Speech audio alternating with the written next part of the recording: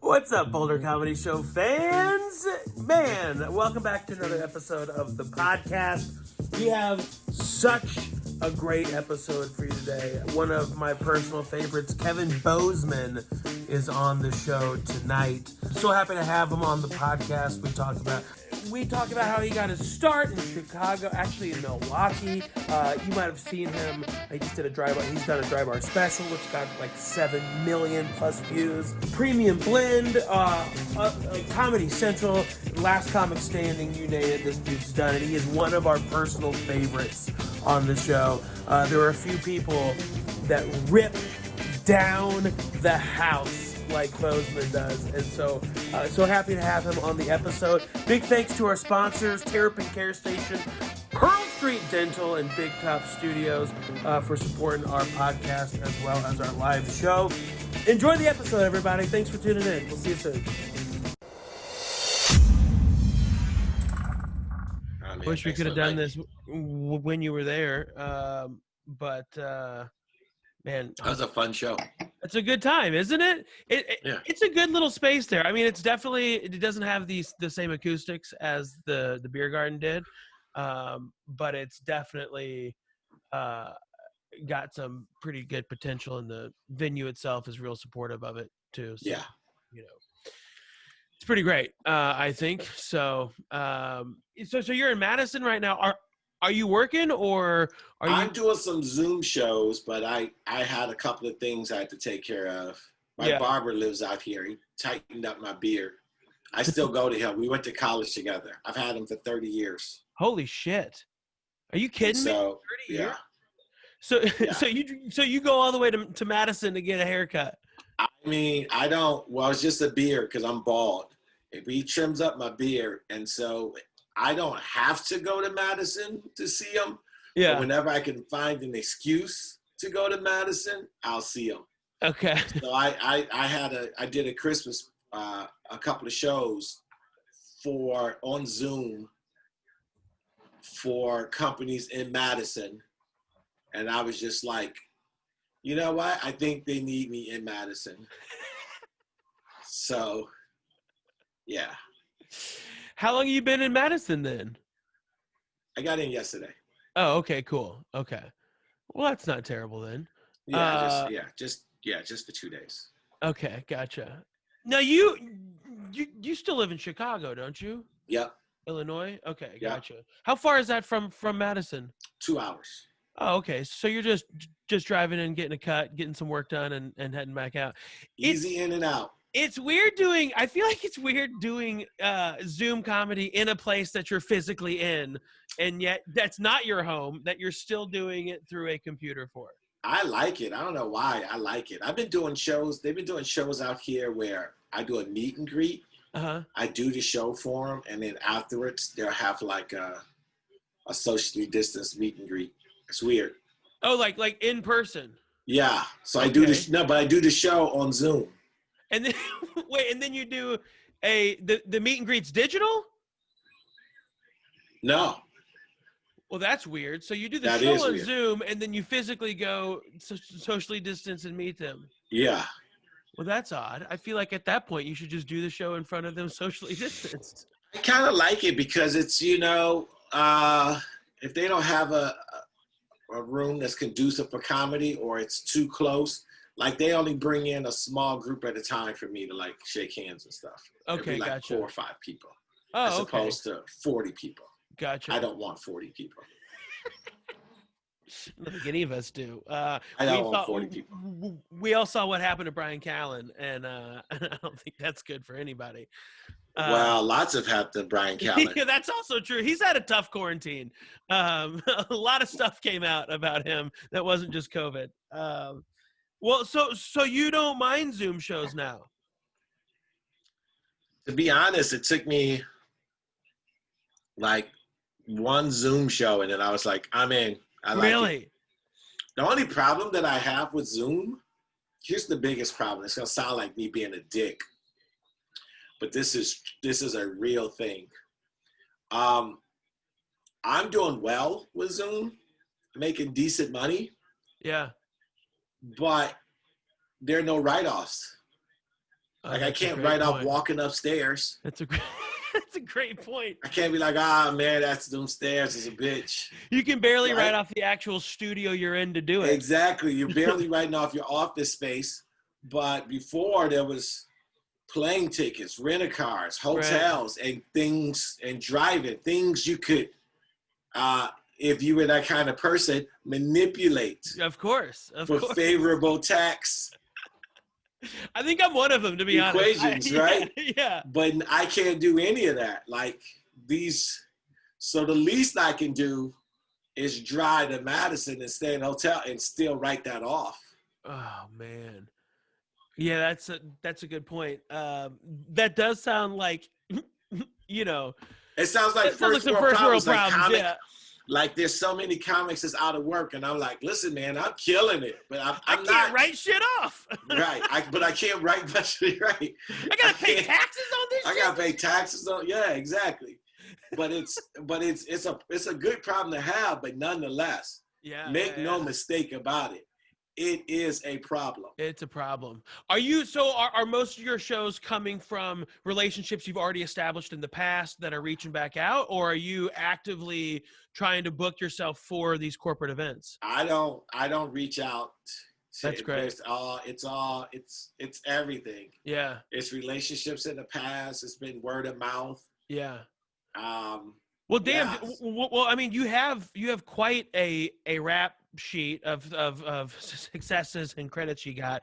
Last Comic Standing, Premium Blend. You got an album out, Two Parent Love. Plus, you got your Ball Hog podcast. Plus, you have your Dry Bar special. I'm curious, did your Dry Bar special help you in a time like this for these corporate events? Because everybody's online. Dry Bar, of everything that I've done in stand-up, Dry Bar comedy has reaped the most benefits for me. Really? And it's crazy? It's really not even close. That's fucking great to hear. Wow. And it's because it's so well marketed online and it's clean that it opens up doors. That's why I did it. Yeah. Because I never tell people how to work. Some people work clean, some people work dirty. I try to work funny. Yeah. Yep. So but here's the thing: when you try to work funny, sometimes you're clean and sometimes you're dirty. It's just the nature of being funny. Sometimes you write a joke that's really clean, and sometimes you write a joke that's really dirty. My content is dark at times, but my content is dark, but my material isn't necessarily dirty. Like sometimes there's bad words in it, but a lot of times it's bad words just because it's the way I talk. I try to sound my most natural voice. Sure. Like I'm a dude that says fuck, so it's in my act. So I say the word fuck. But if I'm working clean, very seldom are my punchlines fuck or dirty. So it's just a matter of just cleaning and tightening a joke up and getting used to telling it clean. Because you feel like you lose something because you're so used to saying it a certain way. But when you just make those slight alterations, it's fine. So that's what works for me. So working funny means that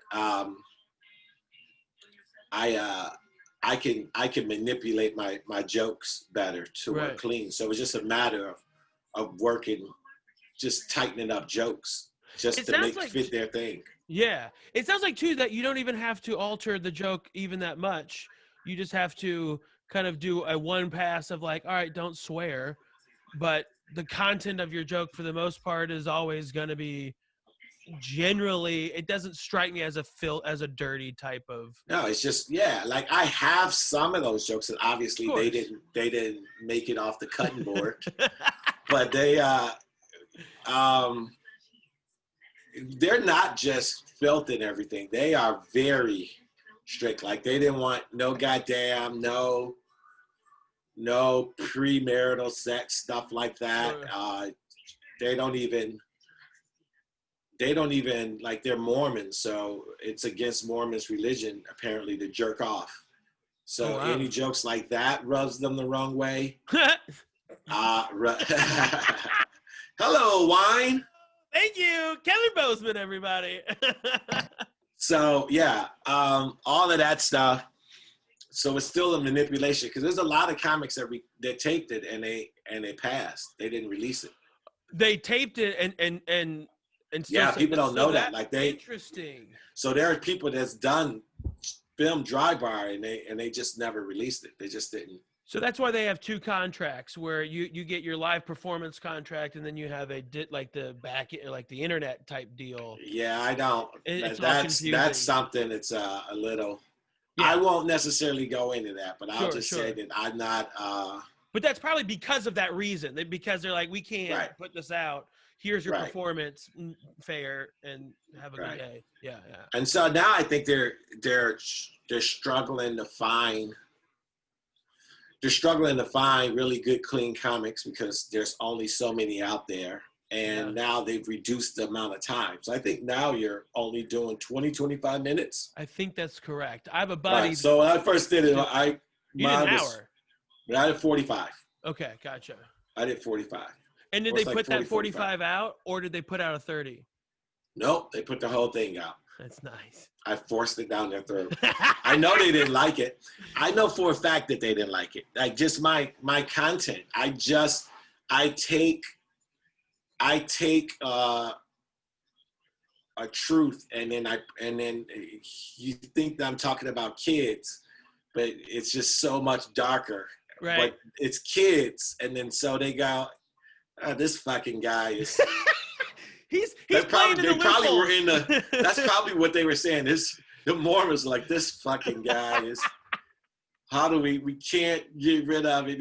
And so I think they struggled to release my thing, but then I think they warmed up to it because it got such a positive response on the internet that I think that they warmed up to it. I heard, and I can't say for sure, but someone reached out to me and said that they used one of my bits for the incoming class of comics to do the next special of how to get away with shit you can't get away with. Oh, wow. Really? Yeah, that was my bit about my kid, catching my kids jerking off. But I never say jerking off. I never say jerking off. I never say masturbating. I never say anything. I just do wordplay. Is that the clean the shower one? Yeah. Yeah. Right. So that's such a great, clever joke too.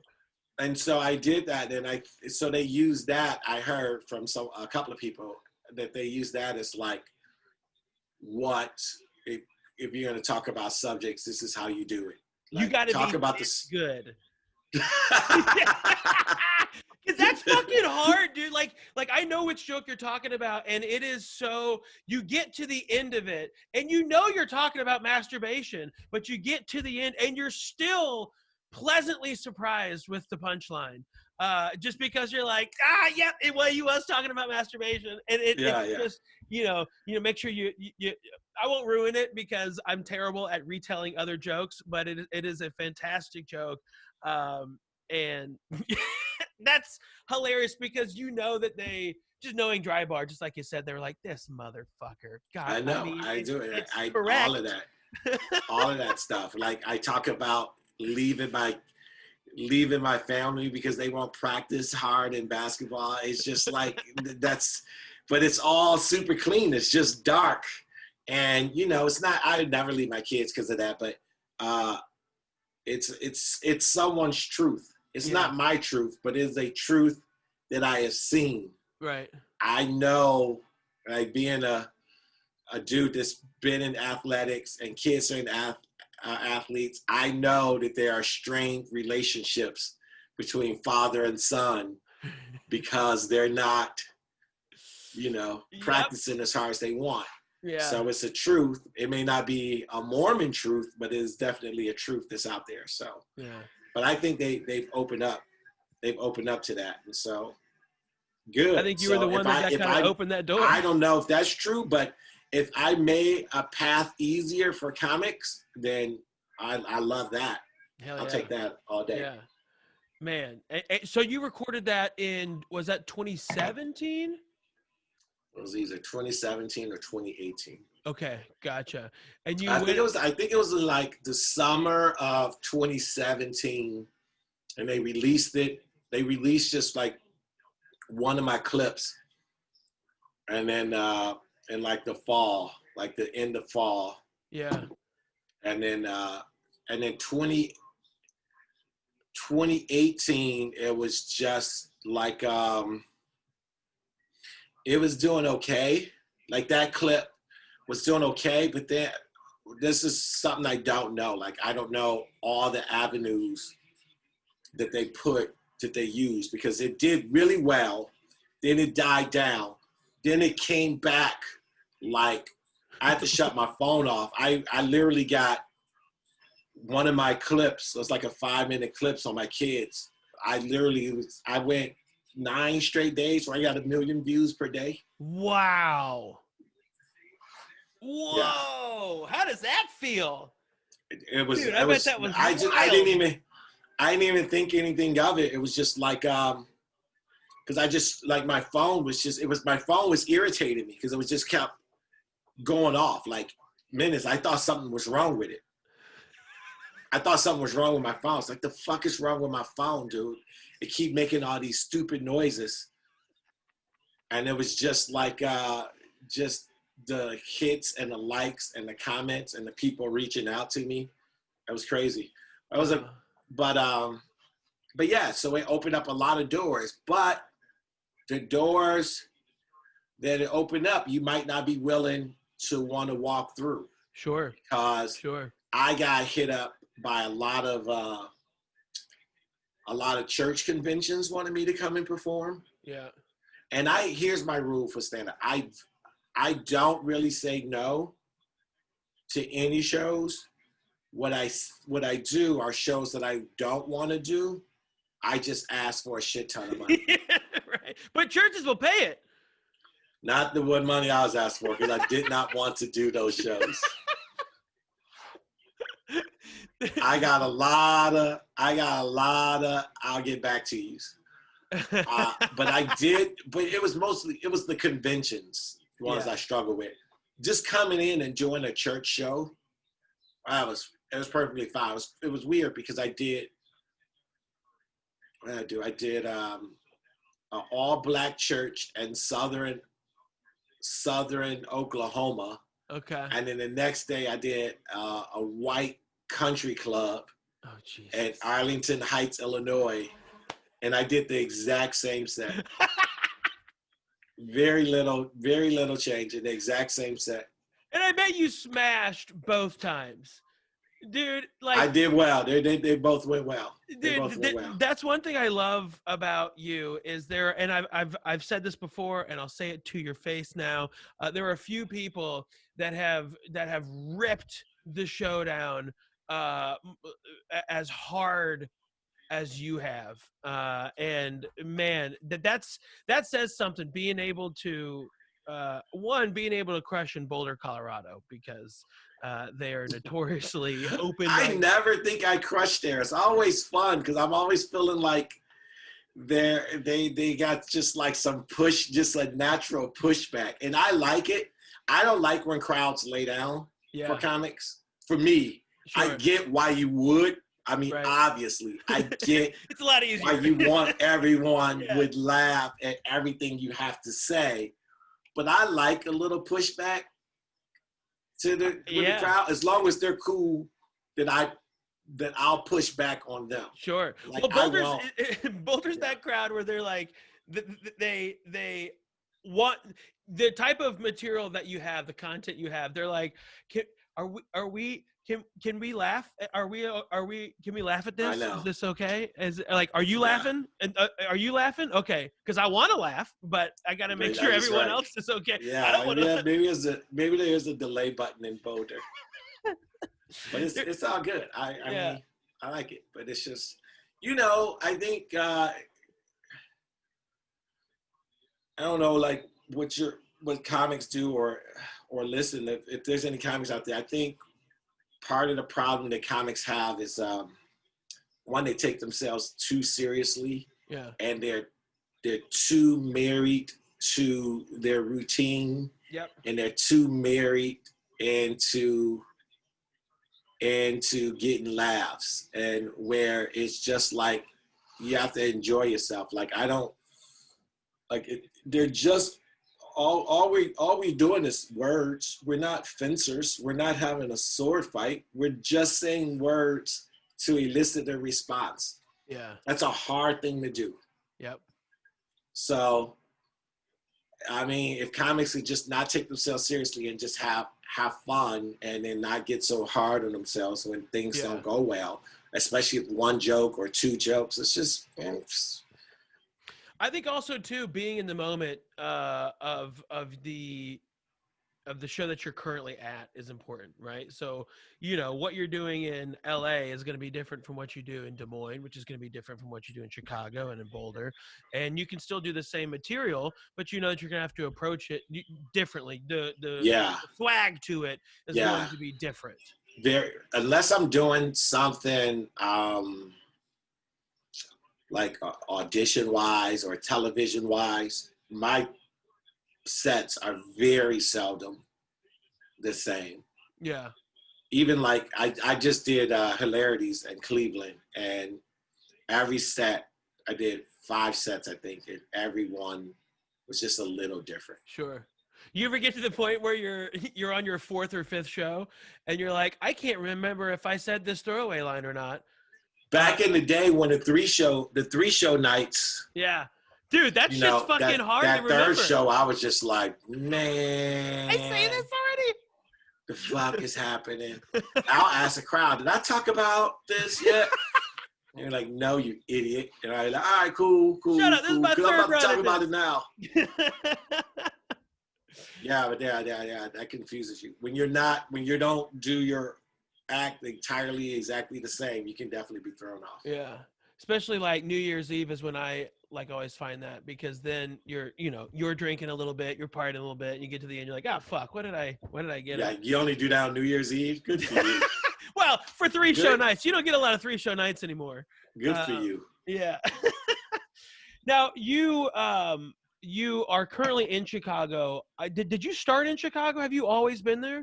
I started in Wisconsin. I was born and raised in Chicago. Then I went to college at UW Whitewater, and then after I got done, I was just truly languishing. I had no idea. Like comedy was just like waiting for me. You were playing basketball like comedy was college, just though. Yeah, I did. But comedy was just waiting. Like, come on, dog. We figure it out. You belong on this bus. Let's go. It's been 6 years. Yeah, exactly right. We've been waiting. Let's go. And I was doing all sorts of shit. But yeah, Madison's where I started, and it was just a different game. It's actually Madison and Milwaukee, because where I lived right in the middle of the two. Okay. And back then, it wasn't all the mics. It was open mic in Madison at the Comedy Club and open mic in Milwaukee in the Comedy Club. And they were both Wednesday nights. So that was it. I got to do comedy once a week on a Wednesday night. And then I go to Madison one week, Milwaukee the next. Yeah. Madison, Milwaukee. And I just kept going back and forth, just writing and so this craft. This is 6 years after your college graduation. You finished college, and then you were fucking around, and then you started comedy. So you didn't do it at all in college. You didn't do it when you were in high school. Were you watching comedy? Did you get I watched it a lot. That's what made me think that I could do it. And I always had a knack of just being able to say something timely and funny. I was never a class clown. Okay. But I was just a guy who just had really good comedic timing. Right. And then and then me and my buddy in college, we would watch Def Comedy Jam. And I used to say, man, I could do that shit. He was like, stop saying you could do it. Fucking do it. And I was like, nah, but I could do it. I was like, no, I'm not going to do it, but I could do it. But then the first time when I decided to do it, I remember looking at the comedy club up in the phone book to find out where it was. pulled out my atlas map to figure out how to get there. Drove there and watched, and stuck around and watched a little bit. Told me to come back and give me 5 minutes, and I did it. And I was just like, it was such an adrenaline rush. Right. Like it was just like, whoa. How was your my first jokes set? were Did you do god well? awful. Oh, good. No, so the only reason I did well was like everyone was eating it. Everyone was eating it so bad. And then when they brought me up, they was like, ladies and gentlemen, this is this guy's first time ever doing stand-up. And the crowd just went a collective, ugh. It can get worse. Oh, no. It was like the whole crowd just went a collective, Jesus Christ, this is. And then so from that, I was able to do reasonably well my very first time. I mean, it wasn't great by any stretch, but because it was already bottomed out, like I couldn't do any worse. So I did decent. But I just remember not even being able to watch the rest of the show because I was so excited. And I ran in my car and I fucking drove, and I had one of those Sony mini cassettes, and I was listening back to it. And I was just like, that's a fucking laugh. That's a real thing. Dude, that's it, dude. But I did it just to see if I can do it. I never thought that it was going to be a career. I was still languishing. Yeah. I'm sure stand-up was like, comedy was like, hey, thank you. And I was like, no, I'm not. I got to go and work at a group home with these mentally handicapped kids. Fuck comedy. Is that what you were doing when you... Yeah, dude. I was selling life insurance and then working in group homes for cognitively disabled kids. Wow. Is that what you got your Nope. Communications. How the fuck did you get into this job? Nothing sounds appealing to me. I was just working because I had to work, right? You got to pay bills. Sure. But I had to work, but that was it. Wow. That was it. And I was working in a group home in Madison, and I worked with this kid. He had individual care, and he was diagnosed with intermittent explosive disorder, where he was literally the first time I saw a kid when he lost it, I looked in his eyes and saw nothing. Whoa. And it was just like, and he had like a little room, was padded, and you had a metal lock and locked them in. And I would do a double shift Monday. I go in at 3 p.m. and leave at 8 a.m. I do that Monday and Tuesday. And then that's when I first started going out on the road, and I still had that job. But then after a while, it's like, nah. Yeah. Wow. Good Lord. So, okay. First of all, that's wild of a career choice there. Why didn't you do anything like you just couldn't find jobs hiring in that? Never looked. I thought I could go into sales. And so that's when I started selling insurance, but then I didn't have that hustle in me for that. Right. I didn't love it. Like, one thing I've learned about myself is I have to love it. Sure. I have to love it to function. There's things that I've signed on and I don't love, and I will mail it in. Yeah. And I guess purposely, I guess I'll own it, but like I will mail it in if I'm not invested. So I got it. So I have to love it. So any job that I had that really wasn't stand-up, it was just like, I'm doing bare minimum. I'm never going to get employee of the month. I know that. Right. You're doing just enough to not get fired, you know? Well, sometimes. Yeah. How many jobs? So, well, I guess how long from when you started to when you kind of had your first, well, I guess let's ask this. From when you started to when you started going onto the road regularly and paying your bills that way? So the first time I went on stage, I did it 3 times, and then I stopped for a year. Yeah. And I just had that itch. Then I started going up, and then I started getting paid within a year. And then the next year It was my number one income. Oh, wow. Oh, shit. It went that fast. Well, Yeah. I guess if you're already out of college, at that age, that's an easy thing to do. Like for me, I started when I was fucking 17 years old, and then Fantastic. but I didn't start getting paid till 6-7 years down the line. But still, fantastic. You knew what you wanted to do right away. Yeah, true. I mean, you think about Eddie Murphy and Dave Chappelle and people like that. Yeah. Yeah, fantastic. Yeah. That's a good thing. But 2 years into it, being on the road like that, and I guess being up in that area, you get a lot of access to a lot of different markets to do shows in. Being in the Midwest definitely helps. Yeah. Because you can go a lot of places. Yeah. A lot of places. I mean, being in the Midwest. What do you think was your first, like, so you're on the road now, it's your main income. What was your first part where you're like, holy shit, I'm actually good at this. I'm doing well. You got this accolade. Like, what was that first one in your brain that stood out? I did an HBO comedy competition that I had won. But I think, so Chris Farley's from Madison. Oh, okay. And he had just died, and he had the Chris Farley Foundation benefit show. Yep. And so they brought in, a lot of Saturday Night Live guys, and they tried to have a couple of local guys. Nice.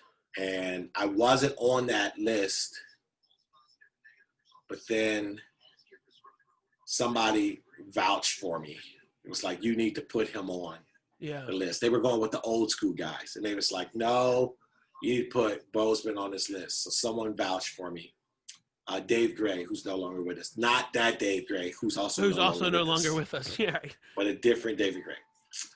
And he vouched for me, and then I did it, and it was in a huge theater, and it was like big name comics. Jim Brewer hosted it. It was like the Chris Farley Foundation.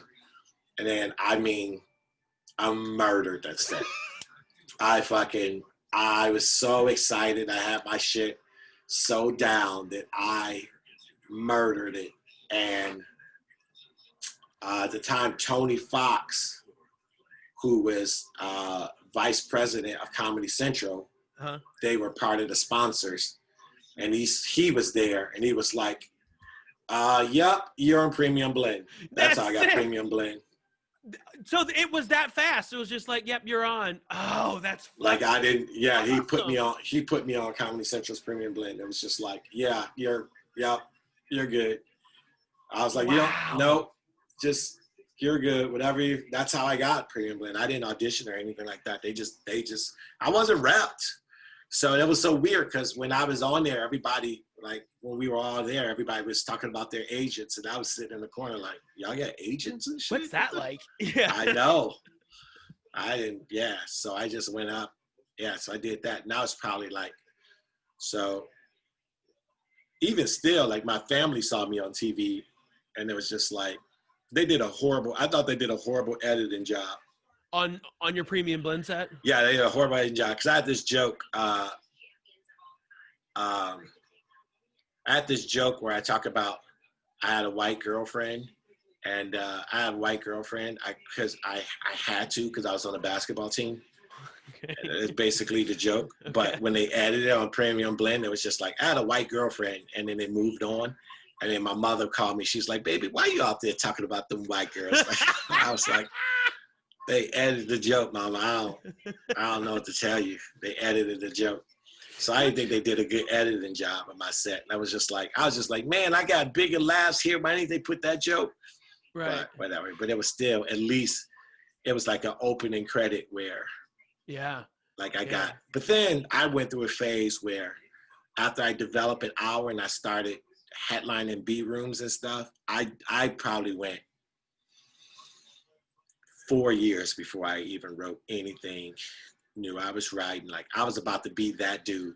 I was about to be that dude where I just had one set in the headline and I was just going to be the fucking drunk doing bar shows and nothing. But then I was just like, I don't know what it was, dude, but I was just like, nope. Really? Like nothing? I think because all my friends were getting so much, but my friends at the time were super talented, funny people. Like I was hanging out with Hannibal Buress, Chad Daniels. So you're in Chicago at this point? Yeah, I'm in gotcha. Chicago. So I moved to Chicago. And I was with Hannibal Buress and Chad Daniels and people like that. Right. And just watching those beasts and watching their success. And then I put my album out, I don't know, in 2005. Yeah. And in 2004, 2005, or 2008 or something like that, I was doing like the exact same jokes. In order, and I was just like, same rhythm. Yeah, but instead of writing, I would just get drunk and do crowd work because I was so bored with my act. But then I was just like, no, I don't know what, I can only assume that being like around, super funny comics and stuff and just get into either get devoured or get better. It's just like sports, dude. Better.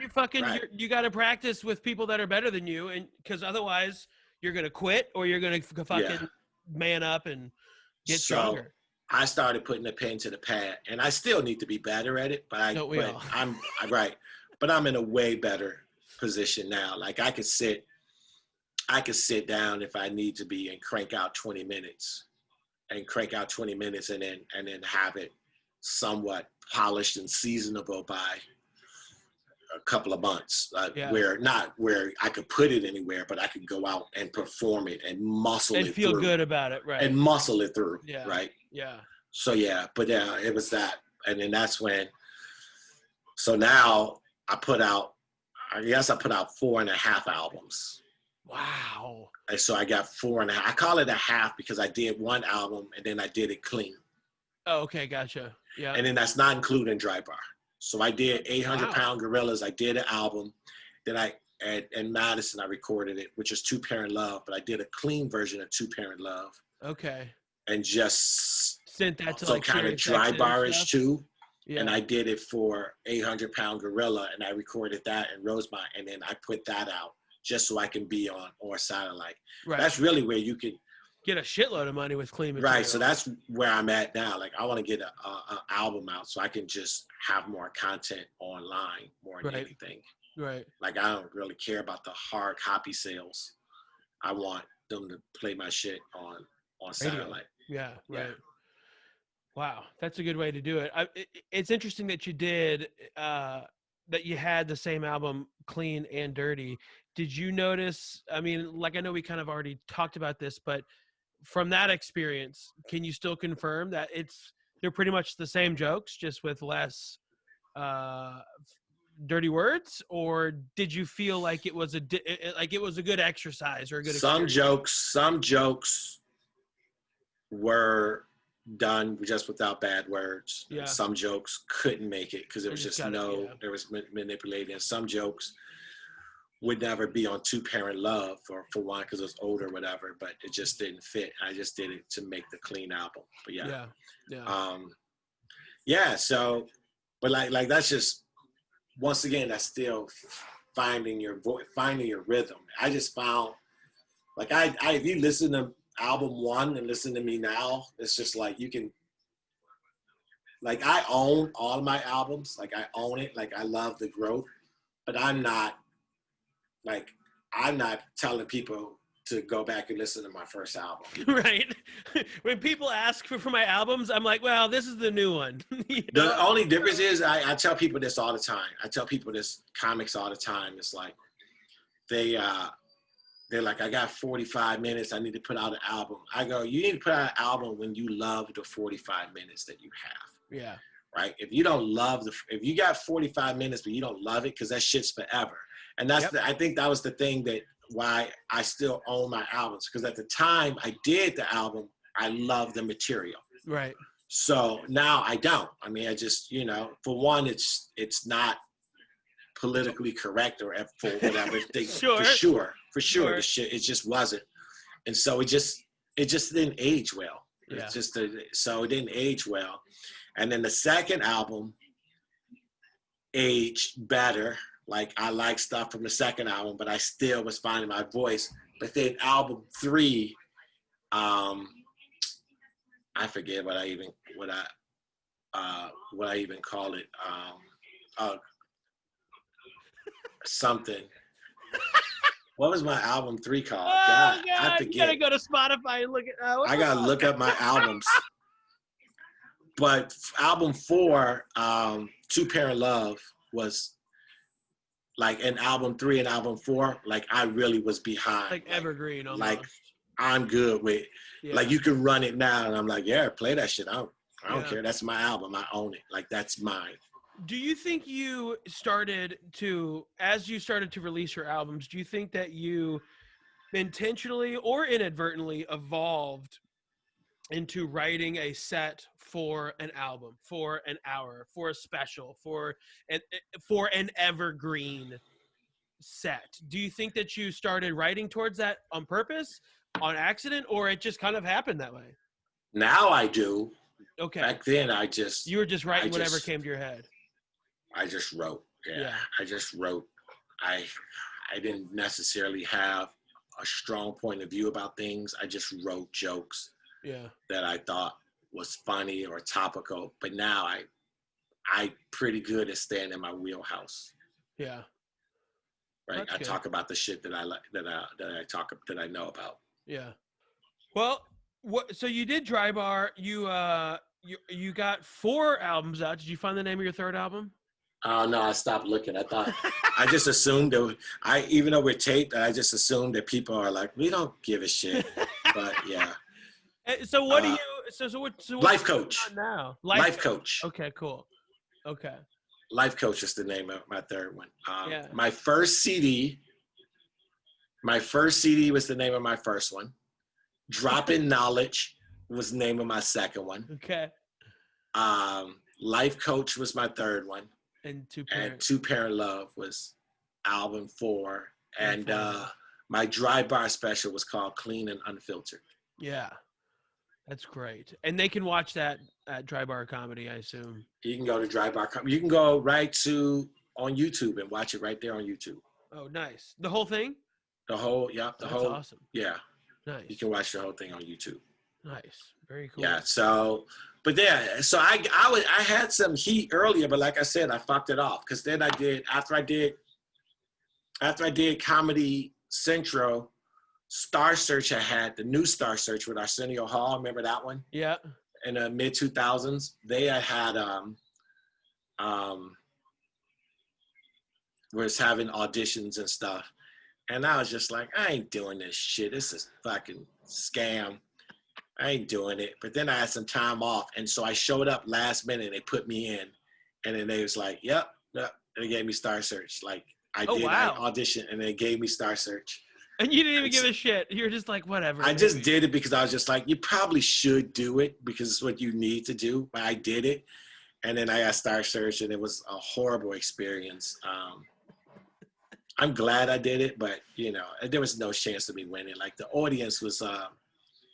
They jammed in comedy, but it was basically a kid show. The whole audience was just parents and kids because so many kids were performing on there. So me doing stand up, it was just like, it was hard to find my groove because you only get like a minute and a half. It was hard to find my groove. Yeah. But like now, like a minute and a half, I'm good with it because I could do a minute and a half easily now. It's weird. But back then it was just like, do your 2 best jokes, but they didn't fit. Now I would just go and just start like my regular stand-up. Oh, do my first minute and a half. That's what I would do. I wouldn't, and then try to close with something. But other than that, it's a TV set through and through. Still, you can just go up. Yeah, go start. Right, let go. Right, warm them up like you do in a crowd or with a live audience. Yeah. Yeah, and so I didn't do well, and so I had that, and I took a couple of meetings, but then, like I said, I just hit like this wall of like, I had this sense of like, I didn't want to do stand-up, and then I wanted to do stand-up, and now look where I'm at. I'm good. Yeah. And then I realized soon that I wasn't good. What do you mean? I wasn't. I just wasn't. Like I said, This is when you fell into doing the same set kind of groove. Okay. Yeah, I was fucking Groundhog's Day. Just wake up every day, same shit. New hotel, but you know, kind of the same old, same old. Mm-hmm. Yeah. Yep. So then from there, so what what year-ish did you kind of snap out of that? I would say around 2008, 2009. Okay, So for gotcha. like the last 10 or 11 years, I've been better at just Yeah. cranking out, which is why I put out basically 3 albums. And a And I dry don't march believe it. schedule. I don't believe in putting one out every year like some comics, and they're great and they're prolific. My take is it's ready when it's ready. Yeah. Yeah. It's almost ready when you're tired of it. Right? When you're ready to move on, then you're like, cool, Yeah, I'm I'm not most going certainly to right. invest in this anymore. I'm not going to Right. rewrite this anymore. I'm done with it. Let's put it on tape Yeah. and let's move forward. Yeah, that's definitely fair. Yeah. Yeah. So now you're touring. Well, we're not really touring too much, but No, not really. are I you just still booked New Year's though. I'm a little hesitant, but I end up doing New Year's. in a place? Yeah. Where at? I'm doing Bridgeport, Connecticut. Okay. Don't Wow. ask me the name of the club because I just booked it. I don't know what it is. I'm not what the even going name to of it ask is. the name of the I club. don't know the name of it. That's why you can't ask because I don't know the name of it. I know I'm in Bridgeport, Connecticut. Yeah. I just booked this. So I did this show.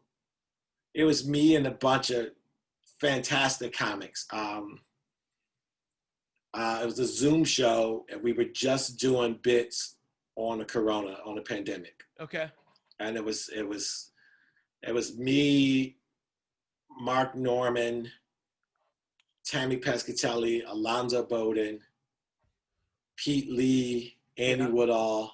Nice. Just What a great lineup. a bunch of home run hitters. And so I just did that show. It was so funny because I was trying to just tell them, but I came across as being a dick. I've done so many Zoom shows, so they was like, we're gonna have a live audience for the Zoom show, like people watching and stuff, where you can hear laughter and everything. And I was just like, can someone mute everyone when I go on? And it's like, well, why? I go, because I know we get laughter, but we're gonna get everything else. Right. And they're like, we just laughter is good. I was like, all right, I said this, I go, I'm a team player, but I want the record to show that I did ask, and this shit's not gonna work. And everybody laughed it off, and we did it, and everybody killed or whatever. And then I got an email the next day. So it turns out you were right.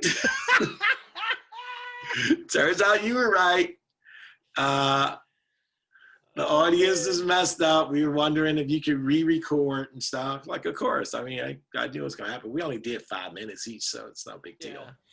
But it's just like, yeah, dude, it's not. It's just like that's the trade-off in Zoom. Yeah. Like, I want mics off. Sometimes people get carried away. I did one private show for a group, and I couldn't see or hear them. It was just me on the screen doing my jokes. That was. And then they like patched it through to their. No, they were all on Zoom, but you couldn't see any grid view or anything. Wow. Nothing. It was just me. Shit. Couldn't see me. They had everyone mic shut off, and they had everyone there, and they could only listen audio. They could see me, but I couldn't see them. Yeah. Weird. It seems to. I think you're the first person that said they prefer mics off in a Zoom show. Absolutely. I don't know why everyone doesn't do it. That's why. Well, because we started with it and we thought it was brutal. That's why. Because you okay, so you get the laughs, right? And you miss the laughs, right? But you also missing the dogs barking, the babies crying, Andy's chatting, all of that. All of that stuff is gone. Right. And as long as you can see people laughing, you don't need to hear it. You can see them laughing. It's right there on the screen. You can see it. You don't need. You don't feel like it fucks with your timing at all. No, I can see them laughing. And these are my jokes. Like, I know the timing of my jokes to an extent, and I see them laughing, and it's all good. Wow. Shut the mics off. Interesting. You're better off for it. Yeah. Huh. Yeah. How much time are you doing with mics off? Like, are you doing 30? I do 30. Off? Wow, with mics off. So you're just doing a You funny... keep saying that like it's like there's some sort of reason why I would have baffling to me. 30 minutes, mics off. But if people ask me to do their show, matter of fact, dude, I think besides that show, your show is the only like public show that I did. All of them are just private parties and stuff that I do. Yeah. But if I do someone's show and they want to have their mics on, and I'll do it. I mean, I don't care. Like I said, I'm a team player. Right. But if you're asking me which I prefer, mics off all day. Wow. Maybe that'd be my next album. Kevin Bozeman. Off. Mics off. You release a 5th special. It's on Zoom. It's just a screen recording of Zoom. Mics off. Why not? Sold out house. Clemson's beating the shit out of Notre Dame.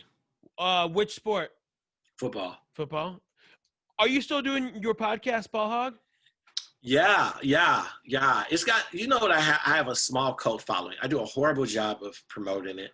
I do a horrible job of recording it. I just use these headphones that you see, and I plug this in the GarageBand, and I put it on narration, and then I just go. Yeah. And I just go. It's called Ball Hog because I don't have any guests.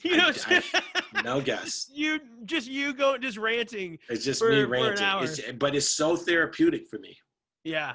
Are you still huge into sports? Yeah. Really? Are you a big gambler? Yeah. Yeah. I feel like I know a lot of comics that are, and I think it's like there's a few things that give us a buzz still because public speaking, it's normal for us, so that doesn't buzz us anymore. So I feel like a lot of comics have so much time on their hands that they love to gamble on sports. Yeah. And I wish I could do it. I just don't. No, good for you. Don't wish that shit. And all that. Yeah, don't wish that shit. Yeah. What's your biggest win? Did you have you had a big or your biggest loss, whichever one? My biggest win ever in gambling was a card game. I got a royal flush. No shit. Mm-hmm. Wow. Was that like in Vegas or just out on the road somewhere? St. Louis. Nice. I was out on the road in St. Louis. Yeah. After my shows at the Funny Bone, I drug another comic with me to gamble, and it was like I was losing, and he didn't really gamble, and he was just sitting there drinking. I was losing. I made a comeback, and at like 4:30 in the morning, I hit a royal flush. My biggest, worst loss was I had was actually a New Year's Bowl game. I don't sleep well at night, and so Oregon was playing TCU, I believe. Okay. And I believe TCU was favored by like 6. Okay. Then I got on a ticker. TCU quarterback was suspended because they couldn't find him. He went ghost, went out, was just a shit. And so the spread still said 6. So I called my bookie and loaded up on fucking Oregon. And I think Oregon was up 31-0 at half. And then they lost. Oh, fuck. No. God. They lost in overtime. Oh, God. You're right. I'm glad I don't do that. I don't know if I can handle the stress of that. I was just like, what the fuck is happening? I think I would get way too addicted to sports at that point. If I knew I had a ton of money riding on it, I'd be like, it'd be like crack. Yeah. to me, to do that. It was brutal. Oh, man. Well, how often do you do your podcast? I've been doing it once a week still. Okay. I put it out. It comes out on Fridays. It's available on all streaming sites. It's called the Ball Hog Podcast. Yeah, I do it like once a week. Like I said, it's very therapeutic. But I'll talk. I mean, I talk about whatever. It's mostly sports, but I talk pop culture. I talk politics. I talk about things that's happening. Yeah. I just, like I said, especially for me, when I'm traveling and stuff, not now, but when I came up with the idea to do the podcast was like, everywhere that I go, I'm always at the mercy of whatever someone else wants to talk about. Like whenever I go to promote my show, for example, Sure. and then I got all this radio and television set up, and it's always, I'm at the mercy of the radio and the television host. Right. And I'm always a guest on something. I'm always like, this is what we're talking about.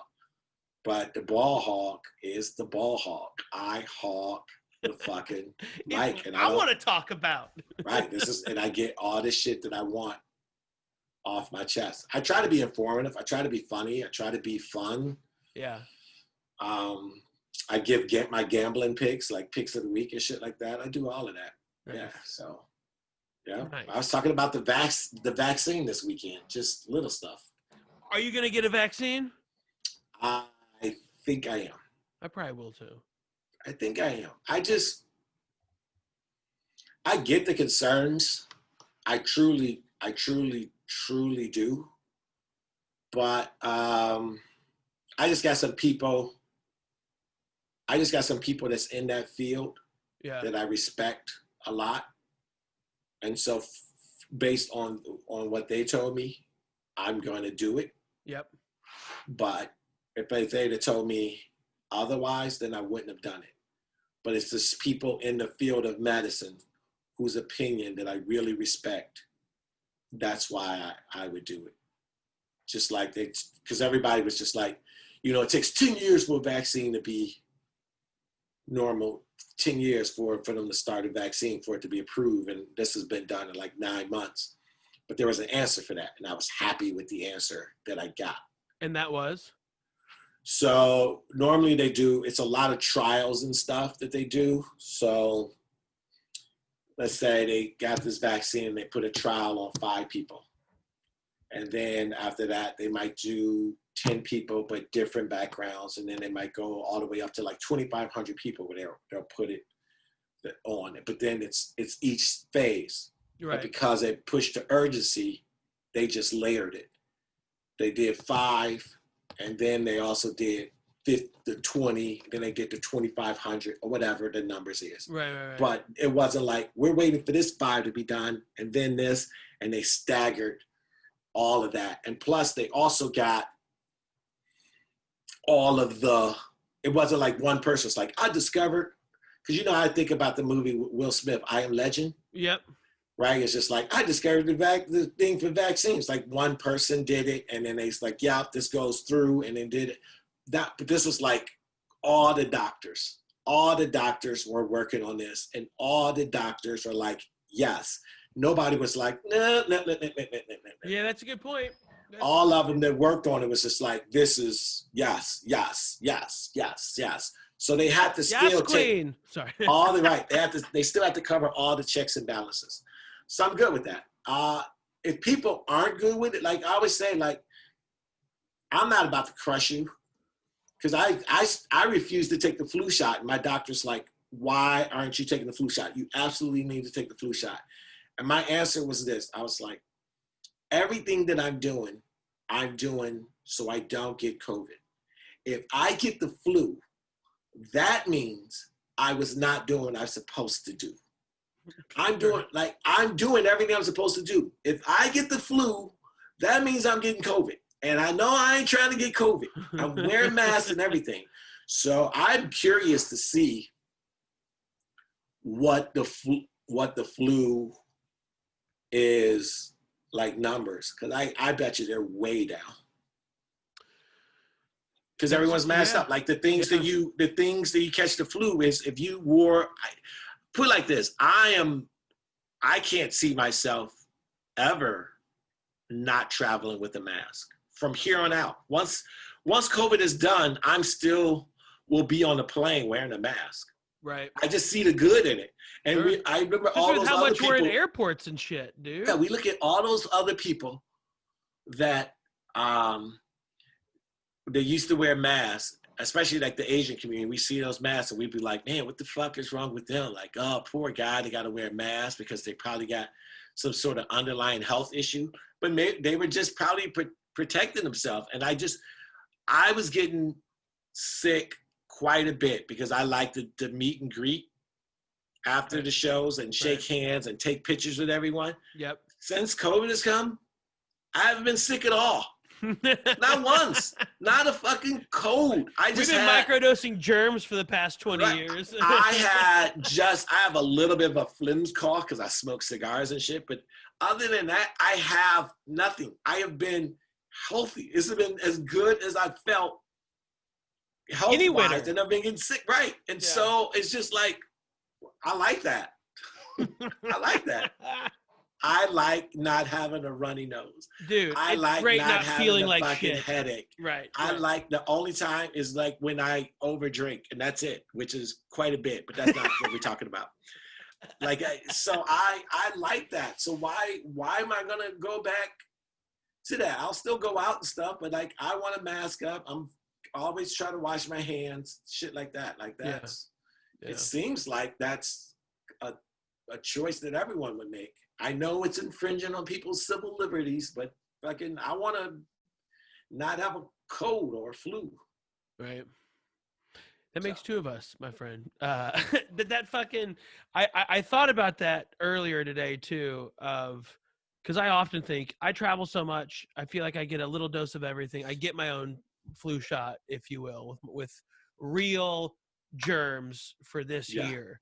You know what I mean? And, it has been rather nice this year. I didn't think about masking up afterwards, but fucking A, dude, that's not a terrible idea. You know what I mean? Just for the general like well-being of yourself. Yeah, man. Just you and everyone. If you are under the weather, you mask up and just fucking show some respect for people. Right. People are so full of shit when they talk about how they got love for country and love for they don't have. These are all just selfish fucks out there, dude. And let me see you in your personal life, and then I'll decide if you're in it for everyone else. Yeah, right, exactly. Yeah. Let me follow you around day to day, and I'll tell you if you love America, you fucks. Oh, so, so I was thinking, what was the first time I did? Because I think I want to say Spencer put me on with you, right? Spencer James. Yeah. He may have been the one that connected us. I can't remember when it was. I came in the middle. I opened up because you didn't have another spot. That makes sense. Yeah, because it was probably like more last. Because it was last minute. Yeah, he was like, "Dude, I can't get you a middle spot." But I'd be like, and then I'm sure after that, I was like, "I can't have you middle again." Well, you know what you said. You said, "Dude, I feel bad that this is the only amount of money I can give you," or something like that. I was like, dude, I was in town. I just wanted to perform. Like, it was just, I wanted to perform in Boulder. It was fun to watch that. And, I mean, like, I swear there are just a handful of comics that kill like you do. And, so thank you, man. We're always grateful to have you, up at the show. I like to come there and work out material. Cause this was like, I did a lot of fucking COVID stuff. I feel like Boulder is a really good workout room for me because like you and I both said, they push back. They're not just like, tell us anything, and then they give me this false sense of security like I'm killing, and I go somewhere else and they're like, this shit sucks. Yeah. And now I can be like, no, I did well in Boulder. This shit's good. Trust me, I know this is good. This is good. I did well in Boulder. Yeah. Is your son still going to school out here or there in Boulder? So, well, I mean, I don't even know if there's school anymore right now. No, my son, we out there looking at school. We don't know where he's going. We went out and looked at DU and we looked at Colorado, but we don't know where he's going yet. He's still a senior in high school, but. Okay, gotcha. Well, it's always fun having you out here, especially when you're, visiting. So lucky to have you back. How would you like people, our fans, if they loved you, to follow you? Kevin Bozeman 1 on Instagram, and then check out. Go on my YouTube page, Kevin Bozeman. I don't post a whole lot. I'm getting better at it. Just check out my stuff on Dry Bar if you want to check that out on YouTube, which isn't on my page. I don't think they allow me to do that, but you can just put Kevin Bozeman Dry Bar. And always follow me on Pandora or what's the other one? Spotify. And there you can get all of my albums and see exactly what I'm talking about the shit that's not funny anymore. I feel like I should recommend starting from the new and going to the old. Work your way back. Yeah. Work your way back. Work your way. And just know that if you don't like me at first, you're not gonna like me later. So you can, so if you don't like my album that just came out, you can save yourself You're really gonna hate the early yourself, right? You can save yourself about 2.5 hours of fucking just don't. Yeah. So watch the first one and then work your way back. But if you start back, then you're gonna have to wait. And by the time I really get good, you're gonna hate me anyway. So you're not gonna like it. You're like, wow, this was good in the, in the early 2000s. We're like, yeah, I know. That's when the shit was okay. It's just like you listen to some of those jokes and it's just like, I can see the potential, but no. So no.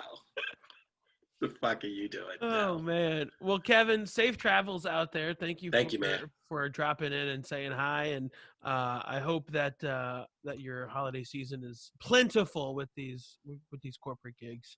Unmute. Fucking mic's off, you psychopath. Mic's off, baby. Oh, man. I love it. I appreciate it. Thank you for having me. Of course, man. We will talk to you soon. Be safe. All right. Peace out. See you, buddy. That is it, everybody. Hope you enjoyed the episode with Kevin Bozeman. Man, I love this dude. Make sure you check out one of his 4 albums or his special on Dry Bar Comedy. Can't wait to have him back at the Boulder Comedy Show at the Rayback Collective. So keep an eye out. Thanks for being a fan. Check out our website, bouldercomedyshow.com. We got all of our merch on there as well.